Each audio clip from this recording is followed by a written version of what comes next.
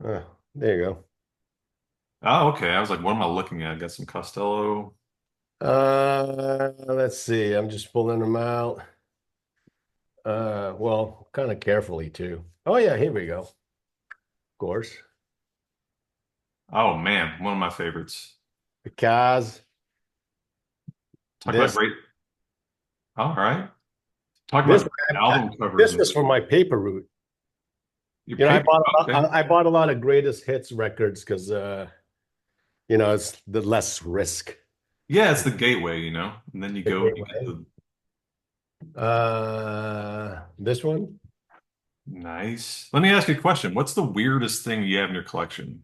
I know it's putting you on the spot. Can you have The anything weirdest like thing I have in my collection is I know I got music from the Matadors. Oh, here it is. Is this it? Oh, bullfight music. oh shit, okay. I think that qualifies, yeah. Yeah, yeah. So sometimes I'll just go into a record store, and a lot of times I'll just um, pick some random stuff. Sometimes by Yeah, cover art.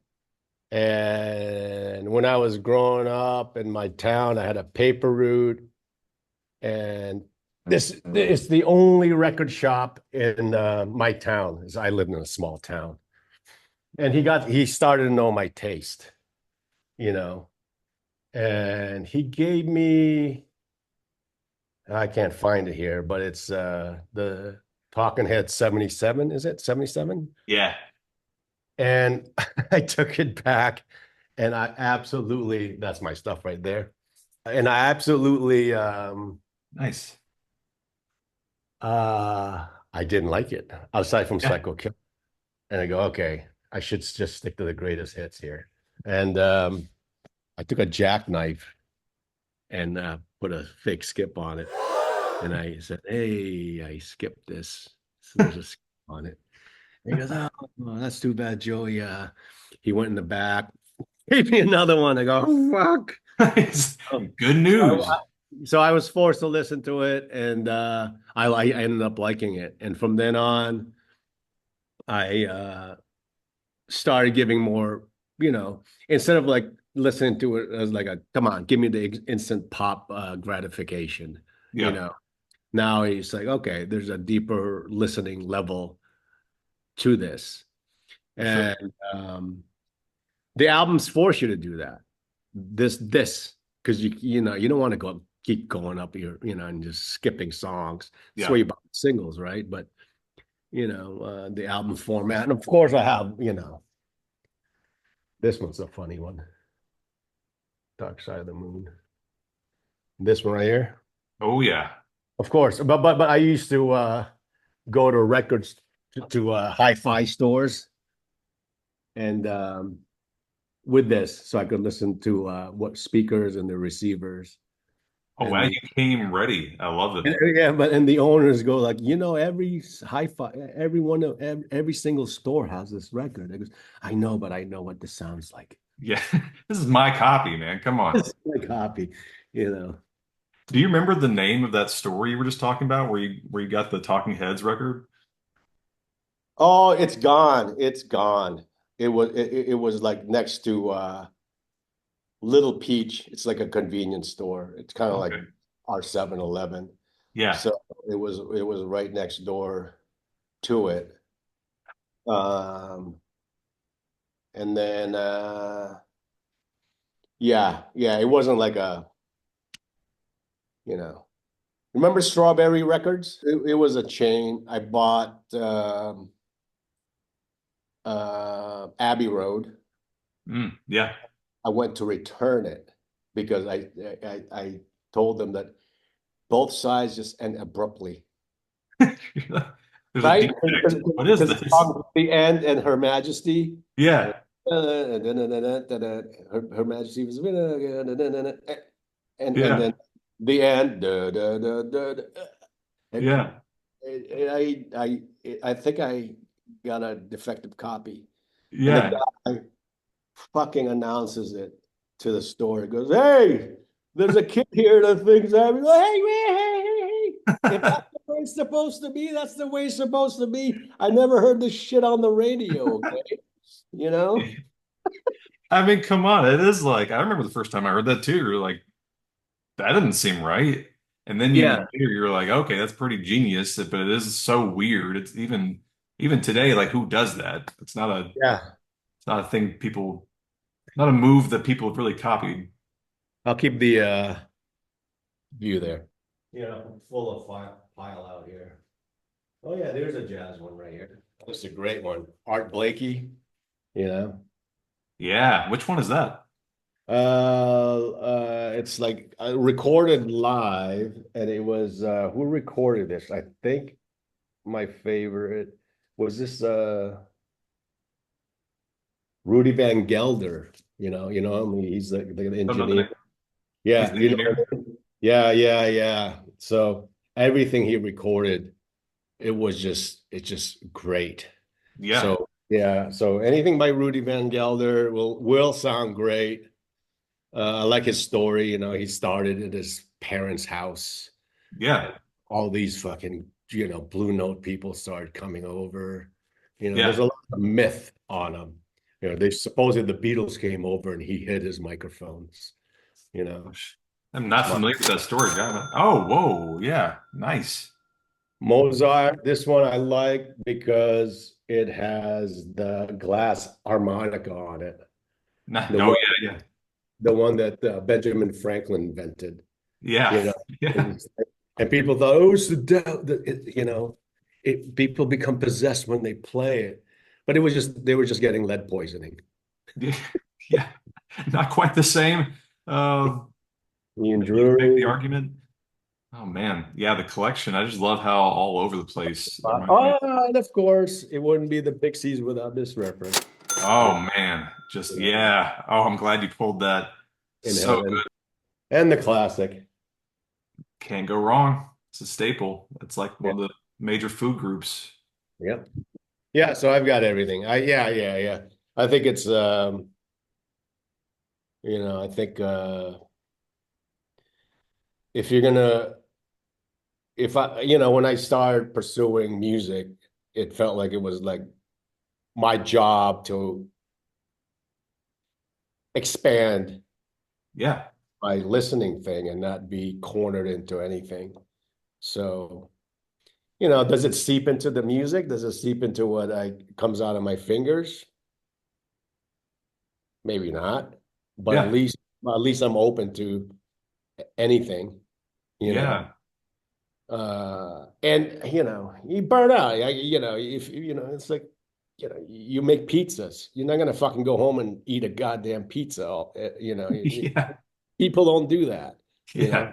That's actually why I brought it up. Just your sort of eclectic taste and being a real student of music, which I really respect.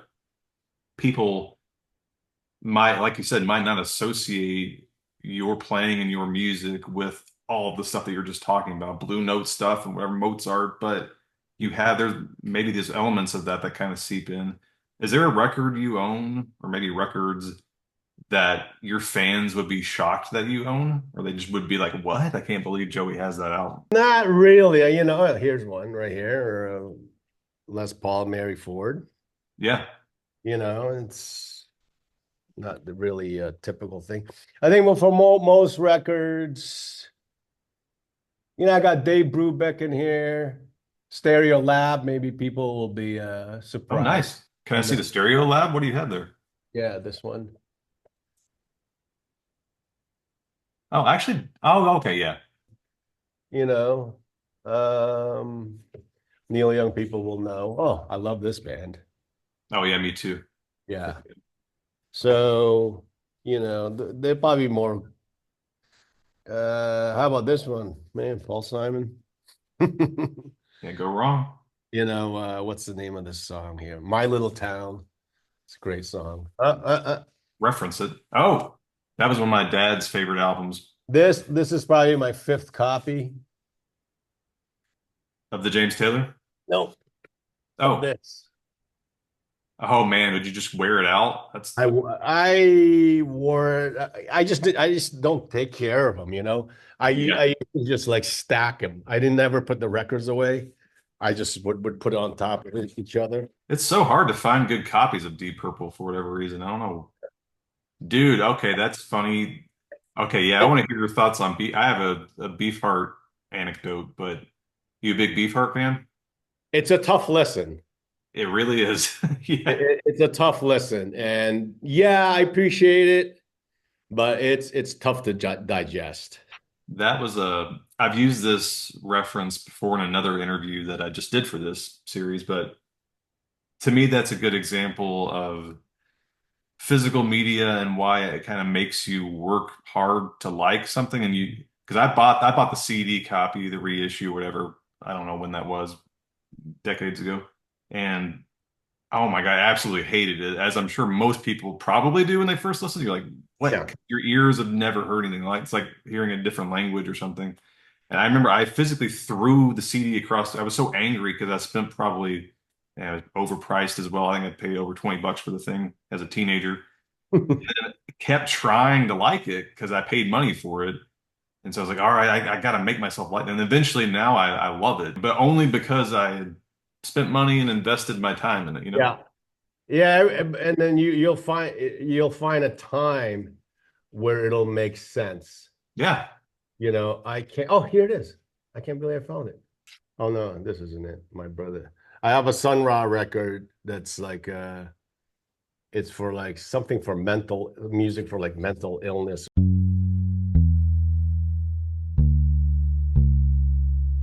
or something. And I put it on, it was just like blurp, blurp, blurp, bleep, bleep, blurp.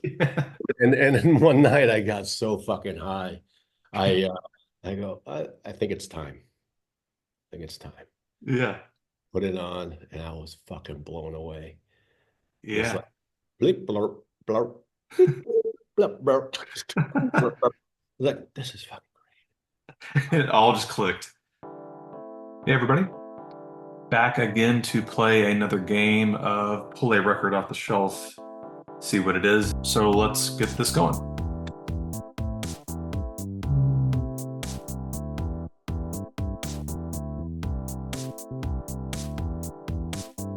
Oh, cool. Stuck close to me on the shelf, and it turns out it's one of my all-time favorite albums. It's weird to see it with this particular cover. This is Modest Mouse 2004 album, Good News for People Who Love Bad News. This is an important album for me because this was actually the first Modest Mouse album I heard. I'm a little embarrassed to admit that because they're one of my all-time favorite bands now, but I got into the band through the enormously popular single at the time, Float On. And this song, again, 2004, I was, I guess, a junior in high school, maybe a sophomore at the time. And I really vividly remember when the song came out in the music video and just thinking, this song is going to be huge. This song is incredible. And for me, I'm sure everybody has this moment. Every indie rock fan probably thinks this is the great era of indie rock music, but I just distinctly remember thinking, wow, there was so much great stuff at the time. I remember the Franz Ferdinand album, the Shins had just put out an album, this Modest Mouse album. There was just so much good stuff that was labeled, perhaps inaccurately, indie rock because a lot of it was coming through major labels, but so much of the stuff was so exciting. It kind of changed my life and my taste and shaped it in this really major way. So this is the reissue of the album. That would have been the 20th anniversary edition that came out fairly recently as of this recording. And I haven't even played this copy yet. It's been sitting on my shelf, and you can get a closer look at the cover, the back. But here are the records themselves. This is a double. It was really just my gateway into Modest Mouse, and I then worked backwards and literally went from this one into The Moon in Antarctica, which is kind of tied or is really neck and neck with this one as to my favorite Modest Mouse album, and kept going back and back. And then once the next album came along, then I've just been a lifelong fan and followed every new album. This one, though, along with Moon in Antarctica, are definitely my two favorites. But are there any records in your collection that you could point to and say, this kind of influenced something on the new album, or maybe you were pulling slightly from this track or that album or whatever. Is there any connection you can make from your collection to the new Pixies? There's that end solo to the song Chicken. Yeah, You wouldn't know it, but it was maybe you would, but I emulated or I took like the David Gilmour school of thought where you put spaces, yeah, play really slow, and make it count. I made my point to have a slower hand than Eric Clapton. yeah. The Oh, ultimate slow. That's yeah, but yeah, I just made the phrasing. When you let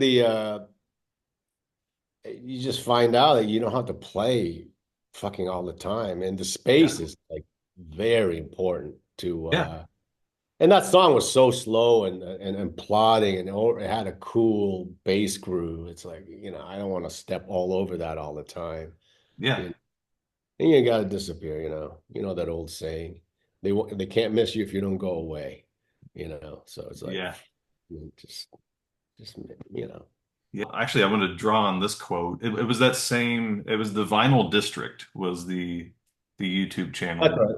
Mhm. And there was I wrote down this quote because I thought it was so funny and great. And you said, "If the world ends and you want music, the CD will just be a coaster," which I thought was great. Do you still feel that way? Are you just still purely, when it comes to physical media, are you a vinyl person? Is that what you I use? haven't been to a vinyl store in a while. Okay. Uh, but I go to different ones here. I go to one for like they have a better collection of jazz, and it's Mhm. really, really, really small, and the people are very knowledgeable. Um, and for the other rock stuff, fuck, I don't even know if Amoeba Records are still around here. I like going to that store. Hey, listen, CDs, they do sound punchier. They Hmm. sound, I don't have a CD player, but it is the ultimate high fidelity thingy, Yeah. I mean, yeah, you could argue with the with the vinyl, but to me, vinyl is more about like um the equipment. Yeah, yeah. I think so You too. know, Yeah. the paraphernalia involved with the thing and the ritual of putting the record on, obviously the artwork. But yeah, I mean, I think Charles was the one that said it. That said it. You can take the vinyl if you're on a desert island, spin it, put a stick on it, and just and then listen to it. You know, Yeah. you, you, Yeah. you, you know. Yeah. So yeah, it's all smooth analog. There's no information missing at all. There's no zeros and ones that are there are gaps in it, right? There's gaps in it. But you know, hey, it is what it is. I admit it's more of a romantic idea, but I think it's I think out of all the physical music, it's the number one. CDs are dead. you Yeah. know. So trying to come, whatever, but you can't beat this album format, you know. Yeah. I, I would even beg to say that I would even say that if you reverse the engineering, it would also make sense if the CDs came first. And then guess what? We figured out how to do it uh Yeah. without zeros and ones, and they're going to be waveforms to you now. It's like Yeah. if if you introduce it the other way, people will go, "Are you fucking kidding me?" Yeah. That's a cool idea to think about, like this alternate universe where it's all been building up to vinyl. Like, whoa. See, Yeah, like, exactly. I like Yeah. that. Oh, I you got like the that. MP3s, but wait till you listen to this. You get the full information now, Yeah. you It know. starts with, yeah, it starts with streaming, and that's like the early Yeah. days of it. And you're like, oh, this is music. Got it. Recorded music. Now there's a CD, and this has really nothing at all to do with collecting, but it was in that. that Vinyl District story, and I thought it was also so funny and noteworthy that I just thought I'll ask you. You mentioned that there was this night where you had drinks with Bruce Springsteen, and that you got his number and then you lost it. Did you ever get it back? I have to know. Was there a follow-up? I got to ask the manager, because the manager saw Bruce Springsteen in London, and he goes, "You got to ask him if he remembers that night." Yeah. But he didn't get to see him. But I think he did talk to the other band members, and he was going to ask him. I'm going to ask him. I never got it back. I never did. And yeah, I can't believe I lost it. What could have been? Yeah, we legitimately had a good night of just talking about we didn't talk, we just laughed about fucking, we didn't talk about music at all. What is your favorite album cover? Hmm. The favorite album cover, I mean, come on, it has to be, the iconic Dark Side of the Moon It's hard to album. beat. It's hard to beat, All the Storm Thorgerson stuff is pretty incredible, though. There's a lot of good Storm options. All The that. cars, the Varga, is it? I don't know who the artist was. I forgot. The famous Playboy artist for uh for the Cars albums. Oh, Oh yeah. that Cars album with the lady laying down on it.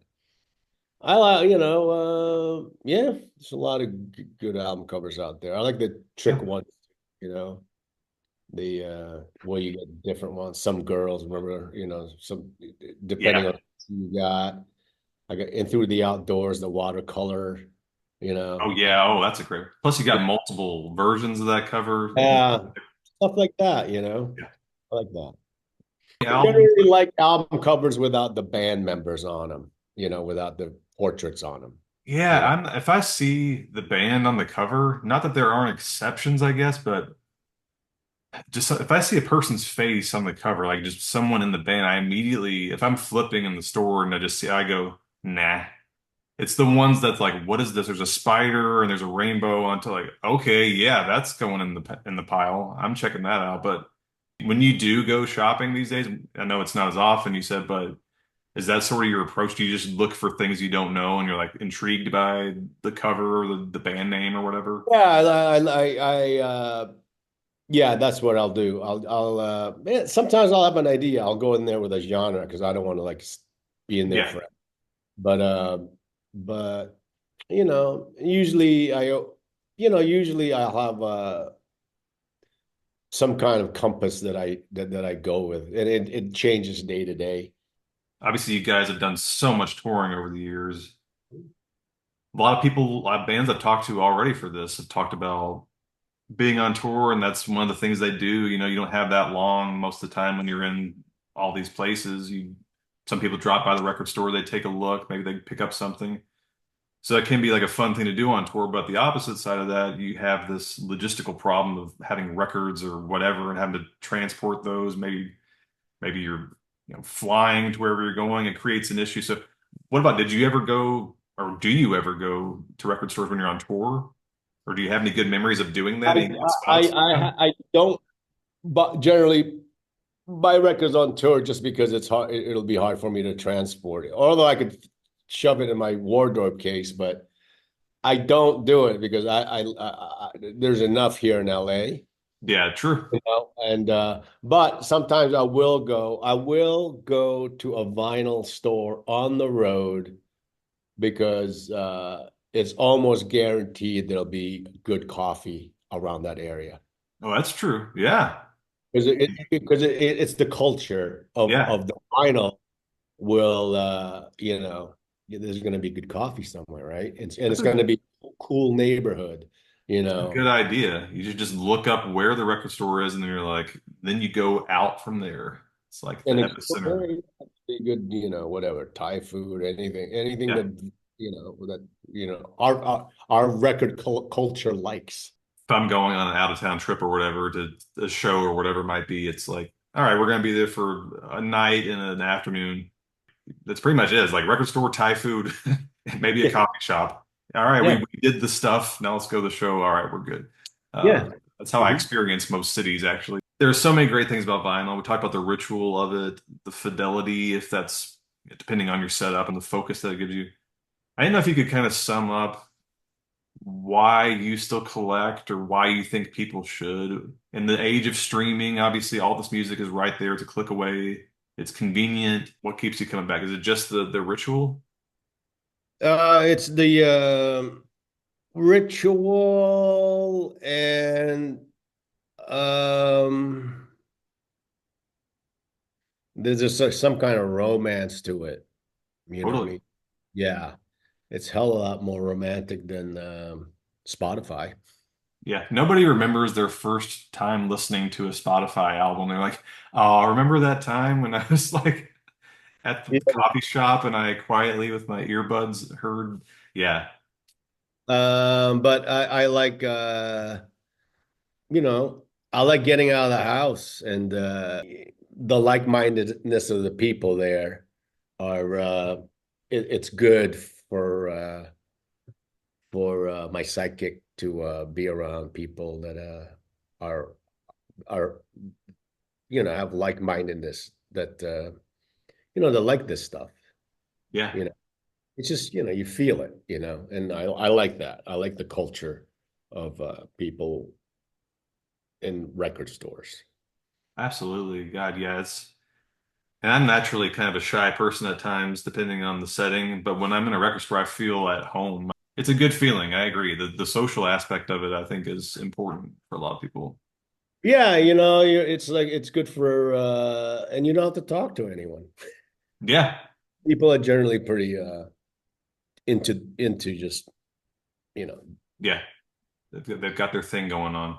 It's a good balance. Yeah, you can kind of keep to yourself, do your own thing. Everybody's quiet generally, or you can strike up a conversation. Who knows? So, yeah, Mhm. awesome. Joey, thanks so much, man. This was a blast to get to talk to you. That's pretty much all I have. I don't know if you've got anything else, or if you feel good, then I feel good, man. Thanks for your time. All right, man. Well, let me pick up one more. Oh, please, yeah, give me one for the road. Be blind. I don't care if I get embarrassed. Here we go. Ooh, what do you got? Let's see. I love it. The blind technique. This has What is become a it? staple of the program. Good one. 95 cents, huh? Ooh, bargain bin. Leon Russell, look at that. All right, now I got this too. I mean, Whooping Willow is it on it? Yeah, leaving Whooping Willow. But the album covers Yeah, guy. that's pretty sweet. It's hard to beat that. Look at that Yeah. face. Yeah. Love it, man. All right. Sweet. Thanks so much, Joey. That was awesome, man. Look forward to the album. And yeah, hopefully I'll catch you guys on tour when the time comes. And yeah, thanks again, man. All right. All right. Take care.